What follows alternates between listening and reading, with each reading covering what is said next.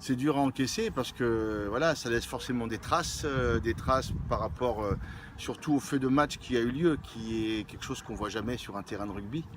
Et l'issue malheureusement elle est fatale parce qu'après je crois que l'UCS et les joueurs en tout cas avaient fait le nécessaire pour remporter le match et à la 80e minute je pense que personne ne pensait qu'on allait avoir ce dénouement là.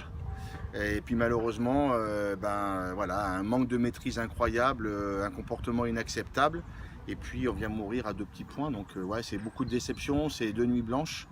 Et puis voilà, essayer de se remobiliser, d'effacer encore une fois cette déception et de se dire voilà, maintenant on doit se projeter sur Blagnac. Et j'ai envie de dire heureusement qu'il y a Blagnac, heureusement que c'est pas un week-end off et qu'on va pouvoir à nouveau essayer de se retrouver et de montrer le meilleur de nous-mêmes à Blagnac. Le carton jaune, il est l'appréciation de l'arbitre. Voilà, on a revu nous les fautes, après c'est le choix, c'est la décision, on l'accepte, il n'y a pas de problème là-dessus. Mais après on pourra en débattre plein de fois. Voilà. Ensuite le carton rouge il est tout à fait valable. Et après on a revu l'action de Lionel Campergue sur son déblayage. L'arbitre de champ qui est présent sur l'action ne voit aucune faute. La vidéo nous montre qu'il n'y a absolument rien. Et c'est en fait l'intervention de son arbitre de touche qui vient le contredire. Et lorsqu'on revoit les images, il n'y a aucun geste déloyal de la part de Lionel. Donc malheureusement, c'est une mauvaise interprétation de l'arbitre de touche qui a influencé l'arbitre de champ et qui a fait mettre ce jaune. Donc non, il n'y a pas de... Voilà, c'est pas que contre Narbonne. Ça s'est fait contre Narbonne. Mais bon, il n'y a pas eu de faute particulière. Nos cartons jaunes, ils ne sont pas immérités, comme eux, le leur n'est pas immérité non plus. Là, on n'est plus dans le sportif. Ouais. C'est différent. On est dans l'extra sportif avec un comportement d'un individu qui n'a rien à faire sur les terrains de rugby. Voilà, ça c'est mon sentiment. C'est pas ce qu'on nous inculque depuis qu'on est tout petit. On nous inculque des valeurs qui sont fortes, avec l'exemplarité, la loyauté, le respect de l'adversaire, le respect de l'arbitre. Donc là, on est hors match, hors terrain. Voilà, on n'est pas des voyous, on n'est pas dans la rue, on n'est pas à la sortie d'une boîte de nuit pour régler ses comptes. Donc c'est des comportements qui sont inacceptables et voilà, qui doivent être sanctionnés.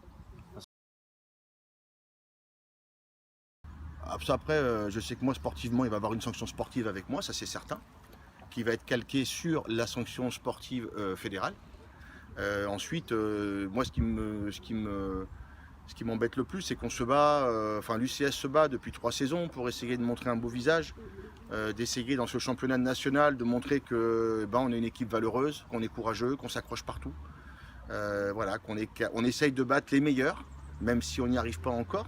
Mais en tout cas, c'est de montrer, voilà, c'est une équipe de copains qui se défendent pour leur territoire et pour leur maillot. Donc cette image, elle est importante, tout ce qu'on va véhiculer. C'est un match qui était télévisé, il y a eu 34 000 personnes qui ont vu ce match-là.